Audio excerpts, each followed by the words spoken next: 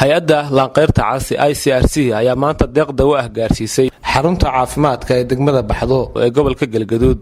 agaasimaha waaxda caafimaadka ee wasaaradda caafimaadka Galmudug Dr. Cabdi Foljaawe ayaa warbaahinta qaranka Soomaaliyeed uga warbixiyay deeqdaasi dawada ah ee maanta la gaarsiiyay xarunta caafimaadka ee degmada Baxdo.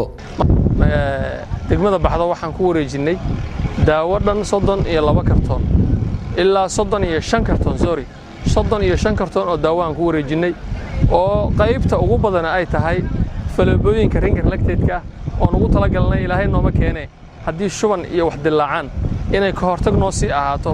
daawadaas waxaan ku wareejinay xarunta caafimaadka Baxdo ayaan ku wareejinay waxaana nagu wareejisay nagu nasiisay hay'adda ICRC ayaa nasiisay. waxaan uga mahad celinaynaa anoo ku hadlaa magaca wasaaradda caafimaadka ee wasaaradda Galmudug.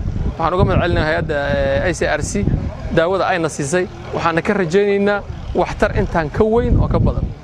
anoo ku hadlaya magaca wasaaradda caafimaadka ee Galmudug ana agaasimaha waaxda qorsheynta iyo siyaasadda wasaaradda caafimaadka Galmudug waxaan mahad gaar u celinaynaa ilaah weyn marka labaad waxaan mahad u celinaynaa dhammaan intii ka qayb qaadatay in ay maxaan ku yiraahdaa dawadan baahida weyn ay u qabeen dadka deegaanka Baxdo ay soo gaarsiiyaan deegaankan ugu horeysay hay'adda ICRC oo xaqiiqdii markaan kaliya aan ahayn marar badan deegaankan caawi jirtay. degmada Baxdo ee gobolka Galgaduud iyo deegaanada ku xeeran ayaa marar badan waxa ka dilaacay xanuuno uu ka mid yahay cudurka shuban biyoodka waxaana dadka xanuunadaasi qaba loo soo gudbinayay isbitaalka guud ee degmada Cadaado sababo la xiriira adeegyada xarunta caafimaadka ee degmada Baxdo oo aad u yaraa.